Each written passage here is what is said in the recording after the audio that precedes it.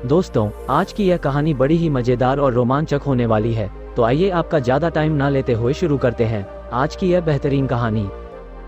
गर्मी का मौसम था, दिन का तीसरा पहर चल रहा था। गर्मी तो घटने की बजाय बढ़ती ही जा रही थी।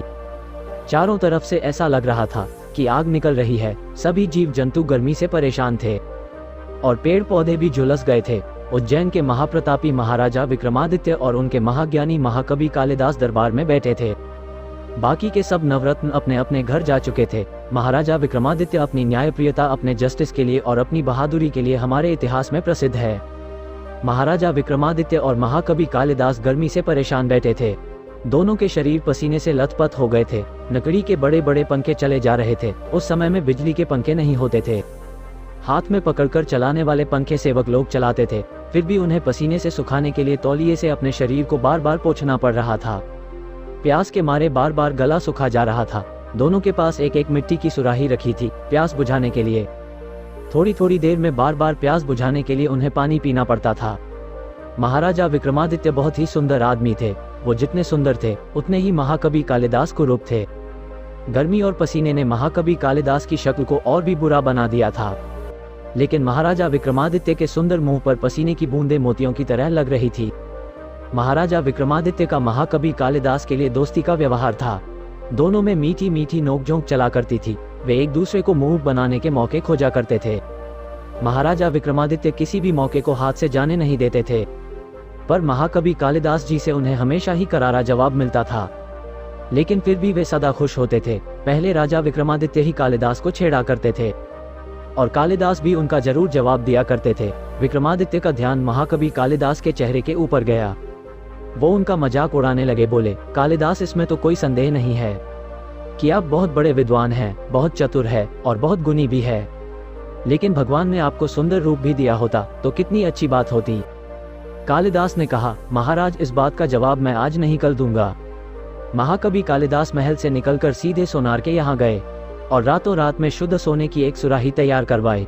और अगले दिन दरबार शुरू होने से पहले महाकवि कालिदास दरबार में पहुंचे और उन्होंने विक्रमादित्य की मिट्टी की बनाए हुए सुराही को निकाल दिया और उसकी जगह सुंदर सोने की सुराही रख दी। कुछ समय बाद पहरेदार ने लंबी गुहार लगाई, राजाओं के राजा महाराजा विक्रमादित्य पधार रहे हैं। महाराज विक्रमादित्य अपने सिपाहियों के साथ पधारे। नवरत्न और सभी मंत्रियों ने, सब लोगों ने महाराज का स्वागत किया।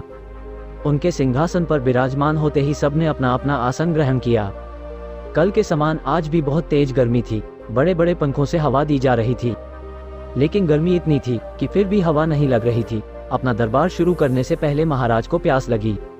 एक सेवक ने उनके सुराही से एक गिलास पानी निकाला और दूसरे सेवक ने गिलास दिया। गिलास को होठों पर लगाते ही महाराज उस सेवक पर बरस पड़े।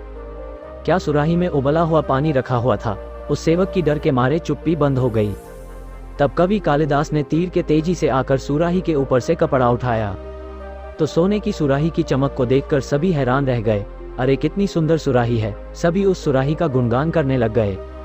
कोई शुद्ध सोने की तारीफ करता तो कोई उसकी बनावट की तारीफ करता। सारे दरबारी सोने की सुराही की तारीफ पर तारीफ किए जा रहे थे। महाराजा विक्रमादित्य एक सांस में बोले, हद हो गई। पानी भी कोई सोने की सुराही में रखा जाता है?